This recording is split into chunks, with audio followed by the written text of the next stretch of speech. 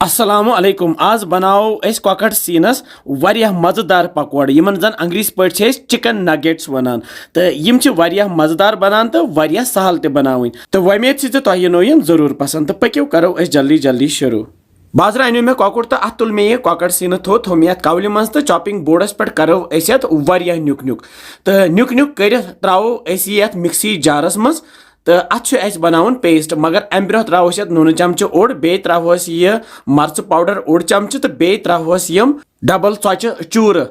3 चमच तो थो मे यह मिक्सी जारस मज तो अत बनावो पेस्ट तो यह पेस्ट बन त्रो ये कवल मज तो बनावो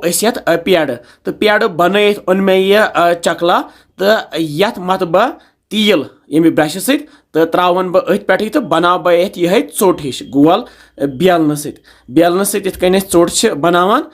बिल्कुल करो गोल गोल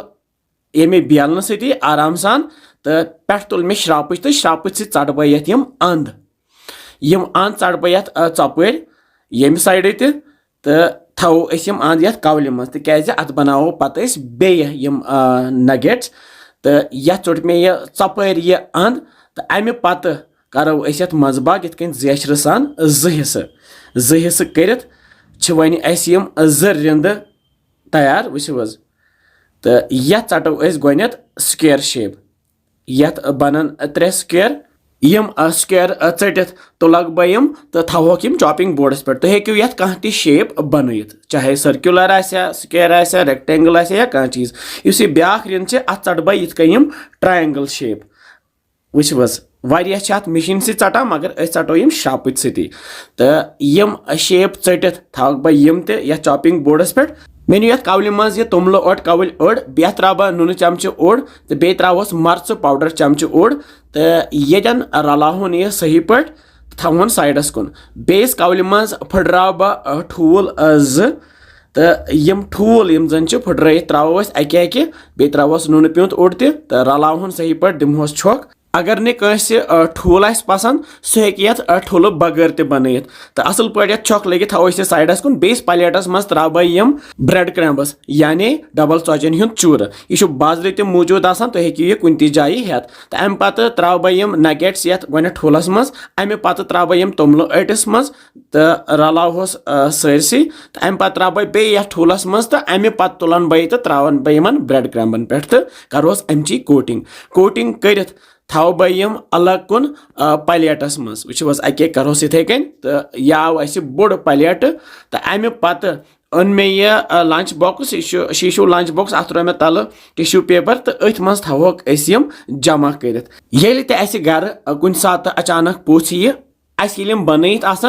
कड़ोक जल्दी जल्दी तो तलहोक तो गर्मा गर्म खानहोक पस तो अम पे थवन 10-15 मिनटन फ्रिजस मज तो कड़ोन यह 15 मिनट गसित तो जालो यपर गैस तो गैसस पे थो बह वन तव तो ताई मज त्रो तील ये बह करान रिफाइंड तील इस्तेमाल हना ज्यादा पहम तो अमे पत त्रो तील गरम गसित नगेट्स अथ मज तो तलहोक तुत काल युत काल त्रोश गसान तो बे वजल तो जन बाकी नगेट्स हेको बचे फ्रिजस मज थत तो ये सात बनावन कड़ो जल्दी जल्दी तो बनाओ तो सत दिमो फ्युर तो लथि पे करहोक तैयार क्या लथि पे तैयार करने ज्यादा तम त्रोश गसान तो अमे पत वजल ही त्रोश गसित कड़ो ये छान नबर तो थोक प्लेटस पे तो इथे कन करो दयम लेव तैयार तो प्लेटस पे थत ओन मे यह बोड़ प्लेट तो सजावक अथ पे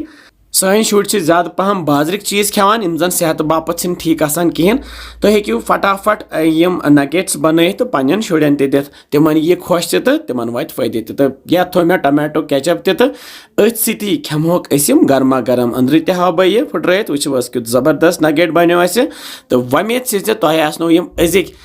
चिकन नगेट्स पसंद आमित तुह तो बनजो बे वनान कि बसान तुम सानि रेसिपीज इंशाल्लाह समखो बे जल्दी तुह थो पन ख्याल बिहु रबस हवाल अस्सलामु अलैकुम।